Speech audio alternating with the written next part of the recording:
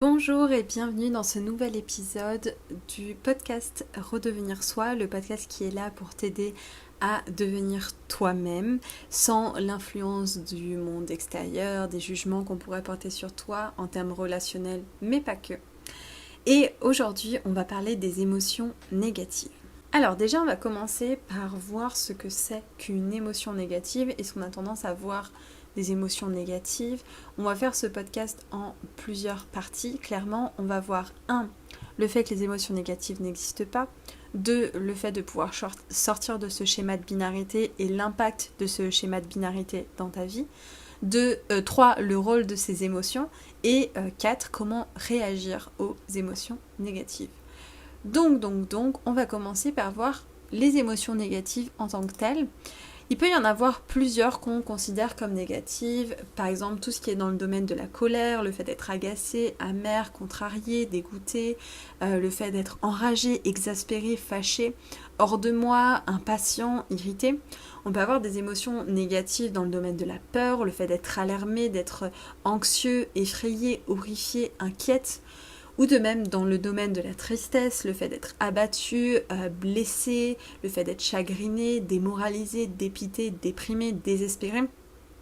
On peut avoir encore plein de domaines, la fatigue, la confusion, la tromperie, l'attaque, la dévalorisation, le rejet typiquement, avec des mots comme ignorer, dévaloriser, dominer, exploiter, trahi, tromper, agresser, accuser. Est-ce que déjà il y a un de ces mots qui te parle directement où tu dis « Ah, j'ai l'habitude d'avoir cette émotion négative et j'aimerais pouvoir m'en débarrasser ». Déjà, il faut que tu saches que, en tout cas, rien que dans la langue anglaise, je ne sais pas dans la langue française, je n'ai plus les chiffres exacts, mais dans la langue anglaise, on a tendance à avoir un vocabulaire de seulement une douzaine de mots pour désigner nos émotions, donc incluant nos émotions négatives. Et donc, parmi tous les mots que je viens de te dire, il y en a certainement quelques-uns qui reviennent beaucoup plus que les autres. Peut-être que tu dis souvent ça me saoule, peut-être que tu dis souvent je suis fatiguée, peut-être que tu dis souvent on m'a trahi, mais c'est déjà une bonne idée de se demander c'est quoi les émotions négatives qui sont le plus dans ma vie, où je suis en dépression, ou plein de choses comme ça, déprimée.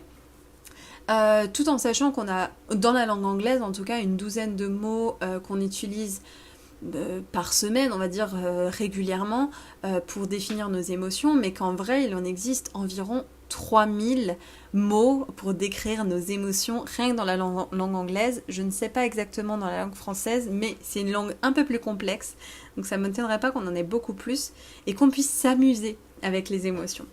On va voir ça à peu près par la suite, justement, pour commencer par t'expliquer en quoi le fait que les émotions négatives n'existent pas. Qu'est-ce que je veux dire par là? C'est que, en fait, une émotion, elle n'est ni négative ni positive. Peut-être que des fois, tu as été en colère et ça t'a permis de créer plein de belles choses dans ta vie. Peut-être que des fois, tu t'es senti trahi et ça t'a permis de te recentrer sur toi, de voir tes limites, ce qui était important pour toi. En soi, l'émotion, elle n'a rien de négatif ou de positif. Par contre, ce qui est vrai, c'est qu'une émotion, elle peut te limiter ou elle peut te stimuler. Clairement, quand tu seras dans une émotion qui est de l'excitation, de l'admiration, de l'amour, de la reconnaissance, de la gratitude, c'est des émotions qui peuvent te stimuler, qui peuvent te pousser de l'avant dans toi, dans tes projets, dans la connaissance de toi, de ton identité profonde. Au contraire, peut-être que la frustration, l'impatience, l'impuissance, la trahison, l'incompétence, peu importe, c'est des émotions qui auront tendance à te limiter. Mais encore une fois, ça dépendra toujours des circonstances, de l'interprétation que tu poseras sur cette émotion et des actions qui vont en découler, ou des non-actions qui vont en découler. Alors, pour toutes ces raisons-là, en fait, l'émotion dite négative n'existe pas. Parce qu'en fait, l'émotion est neutre, c'est plutôt l'interprétation qu'on va poser dessus qui va pouvoir te limiter ou non. Mais de la peur, elles peuvent clairement t'aider grâce à ton cerveau, qui est là quand même pour te maintenir en vie, qui est là pour de la survie. Clairement, de la peur, à la base, c'est juste pour te dire, voilà, il y a peut-être quelque chose dont tu devrais te méfier, méfie-toi et prends les bonnes décisions ou cours. Mais aujourd'hui, on n'est plus dans un monde où un ours il peut arriver, débarquer chez toi et vouloir te manger, tu vois.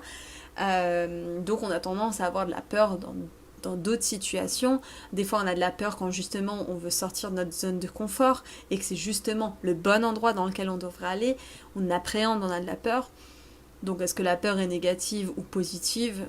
On ne sait pas vraiment. En tout cas, ce qui est sûr, c'est que c'est juste une émotion et que on peut l'interpréter comme on veut. On peut l'utiliser, on peut l'adorer, on peut s'amuser avec la peur, avec la colère, avec plein de choses. On peut les comprendre, on peut apprendre à se connaître avec ça. C'est génial. La deuxième partie de ce podcast, c'est te montrer en quoi ce serait intéressant de sortir de ce schéma de binarité, de bien et de mal dans ta vie, mais surtout aussi dans tes émotions.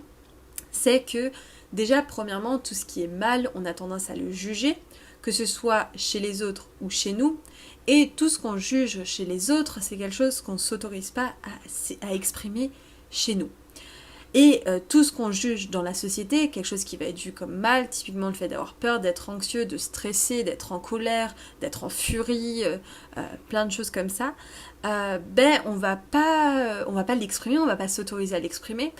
Ce qui est assez bien fait dans la vie, c'est qu'en fait tout ce qu'on ne s'autorise pas à exprimer, tout ce qu'on a envie de cacher, en fait va s'exprimer par compulsion à un moment donné parce que les choses vont se remettre à la normale, à la neutralité.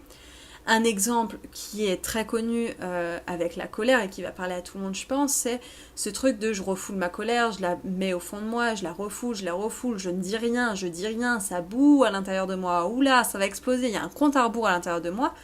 Alors au moment T, peut-être et en vrai, je suis assez persuadée que d'ailleurs, au moment même où on refoule une émotion négative, au moment même elle s'exprime d'une autre forme à un autre moment, plutôt d'une autre forme, et peut-être d'une autre quantité au moment T, mais là, admettons que ça se rééquilibre pas au moment T, il y a un moment donné, t'accumules, et qu'est-ce qui se passe ? T'exploses par compulsion, et cette colère, elle va tout de même sortir.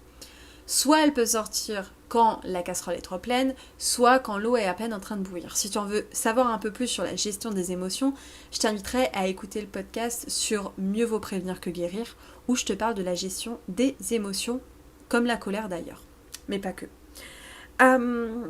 Pourquoi c'est dommage de rester dans ce schéma de binarité de mal ou de bien ? Parce que comme je te l'ai dit, tu ne t'autoriseras pas à l'exprimer, mais surtout, si tu t'autorises pas à l'exprimer, ça veut dire que tu ne t'autorises pas à connaître l'entièreté de qui t'es, dans tes ombres aussi, et pas que dans tes lumières, dans tes parties sombres du coup, et évidemment aussi dans tous les messages que ça peut te donner. Parce que comme je t'ai dit, une peur, ça peut te donner le fait que tu as envie de sortir de ta zone de confort.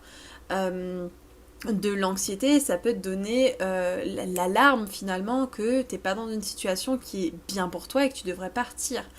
Peut-être que une appréhension, ça peut te donner l'alarme que clairement tu es en train de voir plus de désavantages que de bénéfices à une situation et que du coup tu es dans l'appréhension de manquer cette situation, dans la peur du manque. Clairement, je t'en ai fait un podcast aussi qui parle de la peur du manque. En fait, le problème du fait qu'on est dans le schéma de binarité, c'est qu'on va pouvoir préférer des parties de nous, toutes les parties qui sont dites positives, on va vouloir se définir avec toutes les parties qu'on dit positives, on va oublier de se définir avec toutes les parties qu'on dit négatives, et il y en a un paquet, hein, je prends toujours cet exemple de « je suis quelqu'un d'honnête », alors que en fait, honnête n'existe pas sans hypocrisie, et donc tu es forcément hypocrite à un autre moment de ta vie sous une autre forme. Le problème, c'est que du coup, tu vas mettre en avant qu'une partie de toi, et donc tout ce qui découle du soi va être qu'à moitié. Parce que si tu le mets dans un schéma de binarité, ça veut dire que la moitié est positif, la moitié est négatif, donc tu vas t'autoriser à ne voir que la partie positive de toi, et tout ce qui découle des soi. Donc le soi, la confiance en soi, l'estime de soi, l'amour de soi, et encore plein de choses. Donc ça veut dire que tu vas avoir de la confiance en toi qu'à 50%, de l'estime de toi qu'à 50%, de l'amour de toi qu'à 50%, et que tu vas te sentir dans une vie qu'à 50%, dans une vie où tu es un peu spectatrice de toi-même, et tu ne vas pas comprendre, tu vas être dans ce truc de « mais je comprends pas, pourtant je fais plein de choses, pourtant les gens me disent que je peux m'estimer, les gens disent que je devrais avoir confiance en moi, que je devrais m'aimer, mais j'arrive pas à m'aimer. » Mais si à la base même de ton identité et de ton toi, tu es dans un schéma de binarité à ne valoriser que les émotions et les parties positives de toi et à juger les émotions et les parties négatives de toi, ben tout le reste se fera à 50%. Donc c'est ultra important de pouvoir sortir de ce schéma de binarité, de pouvoir commencer à avoir un amour inconditionnel de toi-même, dans tes ombres, dans tes lumières, de pouvoir t'estimer à 100%, de pouvoir avoir confiance en toi à 100%, de pouvoir tout simplement aussi te connaître à 100%. Et là, ce n'est qu'un petit méfait finalement de vivre dans ce schéma de binarité-là des émotions négatives. Je dis émotions négatives, mais pour moi, c'est tout ce qui est schéma de binarité de être comme ça c'est bien, être comme ça c'est mal. Tout ce qui est dans le jugement de toute façon. Mais c'est qu'une petite partie des méfaits. La deuxième partie, c'est que tu ne peux pas avoir accès au rôle même des émotions. Qu'est-ce que c'est que le rôle même des émotions ? C'est d'être une alarme pour ta vie quotidienne, pour ton identité, pour tes besoins aussi. Souvent, une émotion va découler un besoin qui a besoin d'être nourri. Et si tu n'écoutes pas cette émotion, tu ne peux pas écouter le besoin qui en découle et donc tu ne peux pas le nourrir. Tu vas créer du manque à l'intérieur de toi. Et clairement, à bout d'un moment, l'émotion, comme on l'a dit, elle va apparaître par compulsion. Alors là, ce qui va se passer, c'est que si tu fais attention à toutes ces émotions-là, même les émotions dites négatives, tu vas comprendre les alarmes qu'il y a à l'intérieur de toi et tu vas pouvoir gérer en fait ces alarmes-là. On peut se demander de la même façon, est-ce que le fait d'avoir une alarme incendie, c'est quelque chose de mauvais ? Parce que ça fait mal aux oreilles quand même et ça veut dire qu'il y a le feu donc c'est mauvais. Mais en fait non. Tout comme les émotions, l'alarme incendie, elle te permet de voir qu'il y a un feu et qu'il faut aller réduire en fait ce feu-là et s'en occuper. Et si tu n'écoutes pas l'alarme, qu'est-ce qui se passe ? Le feu prend place clairement et détruit tout. C'est vraiment pas le but. C'est pour ça que c'est pas une question de gestion d'émotions d'ailleurs, c'est une question de pouvoir observer, comprendre, agir sur ces émotions-là. Et c'est d'ailleurs la méthode que j'utilise dans mes coachings, la méthode OCA. Observer, comprendre, agir. Ces émotions-là qui sont une alarme, je peux te donner quelques exemples d'émotions qu'on a tendance à voir comme négatives qui en fait peuvent être des alarmes. Alors typiquement la frustration. La frustration, c'est une émotion qu'on peut avoir souvent dans le business, être frustré on avait projeté des attentes qu'on n'a pas forcément, on avait projeté des résultats qu'on n'a pas forcément, on avait projeté des résultats de nous-mêmes, on avait projeté nos capacités de nous-mêmes qu'on n'arrive pas à atteindre et donc on est frustré. On est frustré de ce qui est en train de se passer, de ce que je ne peux pas contrôler. Et c'est d'ailleurs une émotion que je dois venir souvent travailler en coaching avec les coachés que j'ai, parce que c'est une émotion qui est très présente, la frustration. Et la frustration, en fait, si tu le regardes, elle est juste une alarme qui est en train de te dire que t'es pas forcément au bon endroit dans ta vie. Tu vois pas forcément le sens des actions que tu mets en place dans ton processus de croissance plutôt que dans le résultat de ta croissance.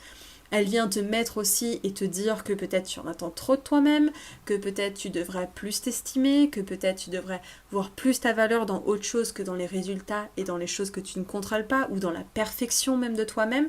Donc en fait la frustration, si tu ne l'écoutes pas et que tu dis je devrais être parfaite et je devrais pas être frustrée, clairement tu n'as pas accès à tous les messages que cette frustration elle vient te donner.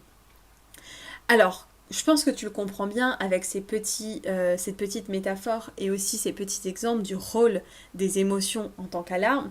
Maintenant, on va passer à la dernière partie de ce podcast qui est de comment y réagir. Comment réagir à ces émotions négatives ? Comment réagir une fois qu'on a réussi un peu à sortir de ce schéma de binarité ou en tout cas pour essayer de sortir de ce schéma de binarité, c'est difficile à dire. Comment, une fois qu'on a compris le rôle des émotions d'alarme, on peut y réagir ? Tout simplement, ce serait de commencer par ne pas réagir, mais par agir. La réaction, c'est quelque chose de très primaire, j'ai envie de dire, de très animal, où on a une émotion, on court. Typiquement, on a la peur, on court. Si, pour moi, la réaction, elle vient du mental, elle vient de la partie survie, du coup, et pas de la partie intuition, ou même émotionnelle ou non visible qu'on pourrait avoir d'interprétation de nos émotions. Elle vient vraiment de la partie mentale, réaction animale. J'ai peur, je fuis. Bon, des fois, elles peuvent être très bien, et comme je t'ai dit, c'est des alarmes que des fois, tu dois écouter. Mais clairement, aujourd'hui, si tu as du mal à prendre une décision et que tu as peur, je suis pas sûre que c'est parce que tu as un ours qui est en train de t'attaquer et que tu devrais réagir. Je suis pas sûre. C'est bien de se poser la question. Donc, parlons dans le cas de on ne réagit plus, mais on agit sur ses émotions. On apprend à surfer sur la vague, même avant même de gérer ces émotions-là. C'est un peu le compte. Donc, comment on agit face à ces émotions? Bon, il y a plusieurs méthodes. Déjà, prévenir au lieu de guérir, hein, le podcast que je t'ai déjà fait à ce sujet. Mais aussi, tout simplement, avoir conscience en amont de nos émotions, tout simplement. De savoir observer toutes nos émotions de base, tous les endroits où on voit qu'on ne se connaît pas en termes émotionnels, qu'on n'arrive même pas à mettre des mots sur ces émotions-là, qu'on n'arrive même pas à voir qu'on a des émotions différentes.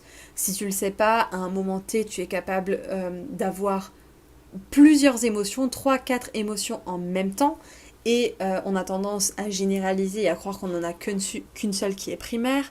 Donc voilà, en fait, pour savoir comment agir face à nos émotions, il faut déjà en fait comprendre, observer nos émotions au microscope et leur laisser place, en fait, tout simplement.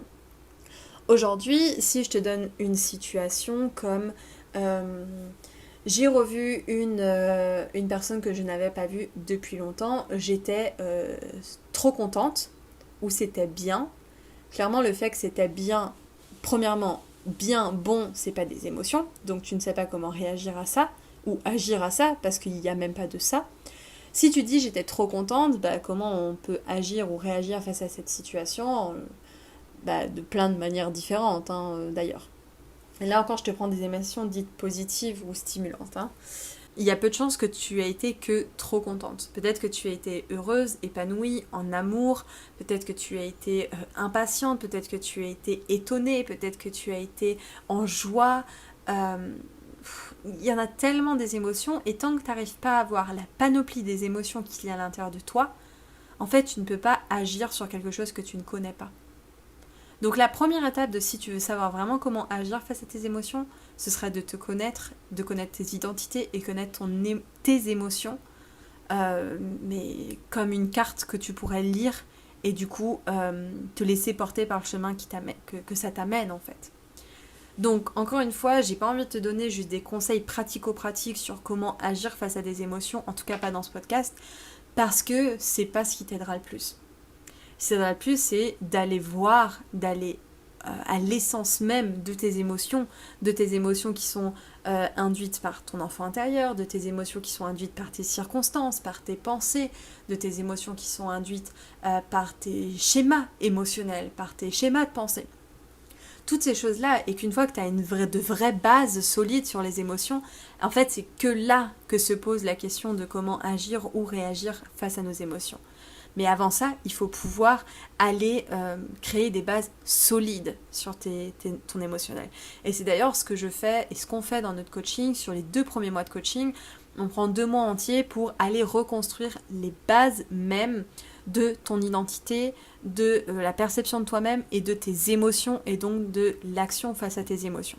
Et 2 mois en travail intensif, c'est pas rien, mais une fois que ça s'est fait, mais tout le reste paraît vraiment tellement plus simple. Donc si tu veux le faire de ton côté, c'est ce que je t'inviterais vraiment à faire, commence à t'observer, à écrire tes émotions, commence à avoir tout le vocabulaire émotionnel que tu n'utilises pas encore dans ta vie, ça va vraiment t'aider. Si tu veux le faire seul, vas-y, mais clairement, je peux vraiment que te le conseiller.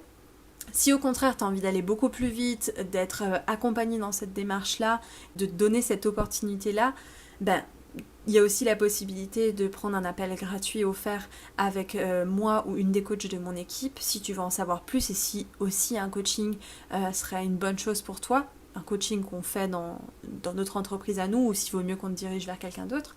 Ça dure environ 45 minutes, on va voir la problématique que tu as et on va pouvoir voir si on peut t'aider.